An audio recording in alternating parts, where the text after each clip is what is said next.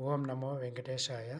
మదనపల్లి అమ్మచెరువుమిట్ట శేషాచల నగర్లో వెలిసిన శ్రీ లక్ష్మీ వెంకటేశ్వర స్వామి దేవస్థానంలో సాధారణంగా వెంకటేశ్వర స్వామికి భక్తులు జుట్టును ఎందుకు సమర్పిస్తారో తెలుసా? దీని వెనుక ఒక పురాణ కథ ఉందండి. ఒకసారి స్వామివారు అడవిలో ఉన్నప్పుడు ఒక ఆవు పాలు తాగుతున్న క్రమంలో గొల్లవాడు కొట్టిన దెబ్బ స్వామివారి తలకు తగిలింది. అక్కడ జుట్టు ఊడిపోయింది. అది చూసిన నీలాదేవి అనే గంధర్వ కన్య తన జుట్టుతో కొంత భాగాన్ని కోసి స్వామివారికి సమర్పించింది.